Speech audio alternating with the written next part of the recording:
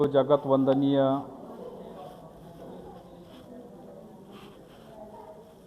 महाकारुणिक तथागत सम्यक संबुद्ध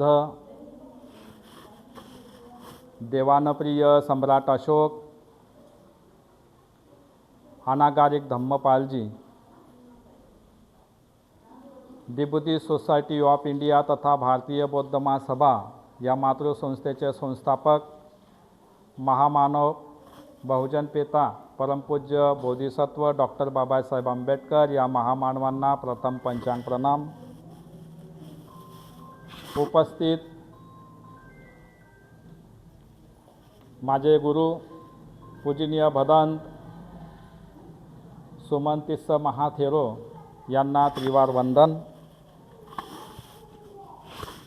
तसेच इथे उपस्थित सर्व धम्म उपासक उपासिका भारतीय बौद्ध महासभाचे शहर अध्यक्ष तायडे गुरुजी व तसेच गवळी गुरुजी व तसेच साळुंके भाऊ या सर्वांना मैत्रीपूर्वक नमबुद्धाय जय भीम व सर्व बालमित्रांना धम्म उपासक उपासिकांना सर्वांना नमबुद्धाय जय भीम। आज या ठिकाणी हा एक पुण्य स्रोत श्रद्धा समर्पित करण्यासाठी आपण एकत्रित आलो।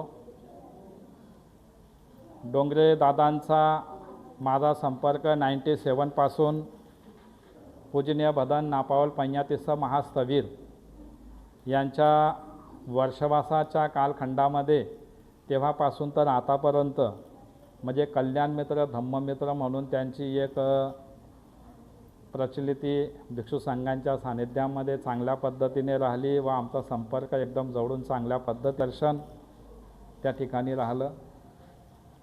खरोखरच भिक्षूंच्या सानिध्यामध्ये राहिलेली व्यक्ती ज्या वेळेस सारिपुत्त बनते 34 भवनामध्ये जातात आणि ते अनेक देवतांना इकडच्या तिकडं जाताना बघतात, त्यावेळेस ते विचारतात की तू देवता कसा झाला। त्यावेळेस फक्त त्या देवतानं म्हटलं की मी बुद्धांच्या जेतवनामध्ये फक्त फूल घेऊन गेलो, फूल समर्पित केले, मी भिक्षूंच्या संघामध्ये राहिलो, मी बुद्धांच्या वाणीचं श्रवण केलं, मी धम्माचं श्रवण केलं, अशा अनेक देवतांनी वेगवेगळ्या पद्धतीने सांगितले। तर खरोखरच ती अवस्था आज अशी आहेत की त्यांची जी गती आहे सद्गती आहे ते देवताच्या रूपामध्ये झालेली आहे। कारण की तथागत त्या ठिकाणी म्हणतात ज्ञातीनांग होंतु सुखिता होंतु ज्ञातयो। पूजनीय भंतेंनी पाणी टाकून आपल्याला ती गाथा म्हटली ज्ञातीनांग होंतु। कारण की ज्या वेळेस अजातशत्रू बाहेर फिरत असताना ओतपातिक लोक त्यांच्याशी संपर्क केला, म्हणजे कोण न दिसणारे म्हटलं की आम्हाला पुण्यकर्माची आवश्यकता आहे, आम्हाला पुण्यकर्माची आवश्यकता आहे, ह्या गोष्टी ते बोललेत।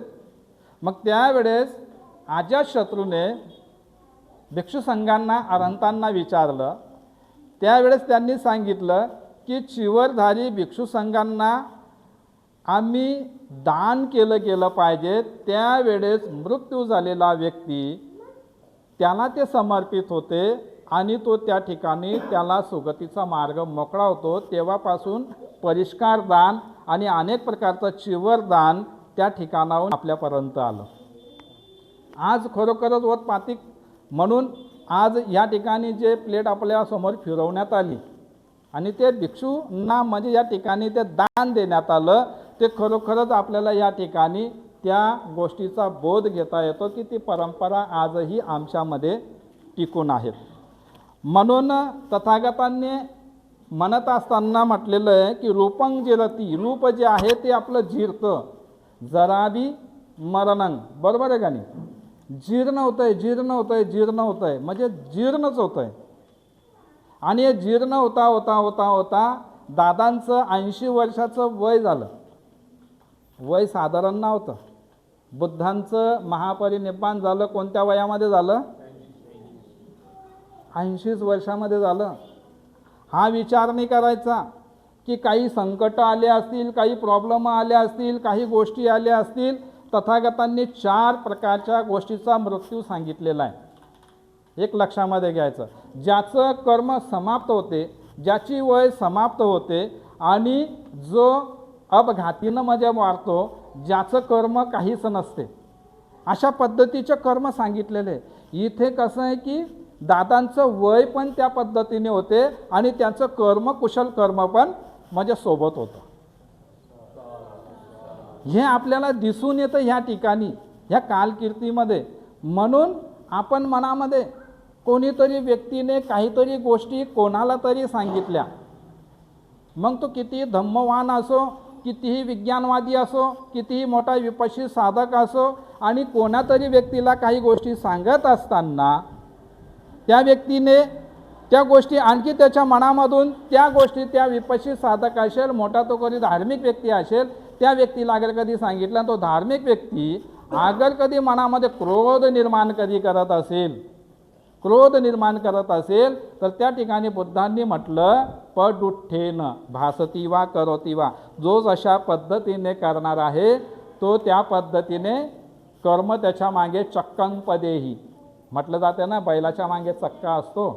म्हणजे मी तुटक तुटक म्हणजे ती गाथा म्हटली, कारण की त्या गाथेला म्हणण्यासाठी भरपूर मोठा वेळ म्हणजे त्या ठिकाणी म्हणजे लागणार आहे।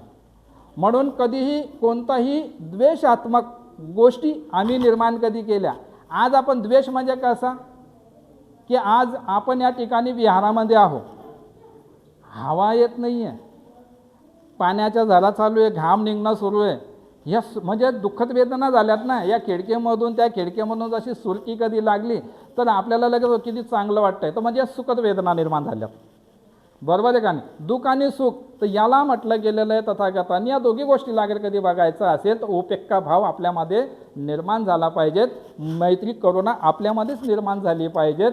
त्यामध्ये म्हटलेलं आहे की आपण कीड मात्रही द्वेष निर्माण केला एकामेकाच्या प्रती, इथेच बसलेले आहेत, किती वेळ होते, कोण काय बोलतोय, किती बोलतोय, काय आता भंतेजी काय बोलतील, केव्हा जेवण करून येतील, काय इतका वेळ लागणार आहे, तर हे छोट्याशा गोष्टी आम्हाला कुठे घेऊन जातात, तर त्या ठिकाणी तथागतांनी म्हटलेलं आहे न अंतलिखे न समुद्र मज्जे, न अंतलिखे न समुद्र मज्जे पत्तानं विवरं पवासी ठिट्टय्य नपसेही, तुम्ही कोणत्याही ठिकाणी लपा, अंतरिक्षामध्ये लपा, समुद्र लिखे समुद्रामध्ये लपा, पबत्तानं तुम्ही पहाडाच्या आतमध्ये लपा, तुम्ही द्वेष केलेला आहेत, काही गोष्टी केलेल्या आहेत, तुम्हाला मंचू म्हणजे मृत्यू तुम्हाला सोडणार नाही।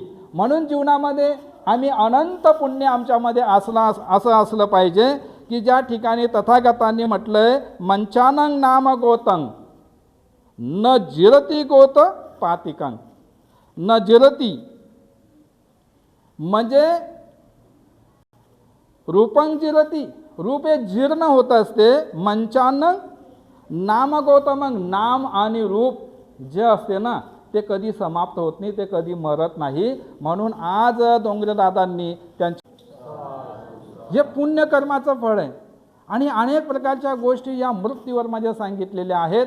आज आपल्याला हे ज्या गोष्टी आपण घेतल्या पाहिजेत, म्हणून इथे आपण जे नातेसंबंध उत्पन्न झालेले की ज्याला म्हटले गेलेलं आहे की आपण नातेसंबंधाच्या माध्यमातून बुद्धांनी सांगितलं की नातरं असतील, मुलं असतील, मुली असतील, सर्व आपेष्ट असतील, हे सर्वच्या सर्वांनी मिळून हे पुण्यकर्म केल्याने त्यांना तो समर्पित होत असते आणि सुगतीचा मार्ग तो मोकळा म्हणजे होत असतो।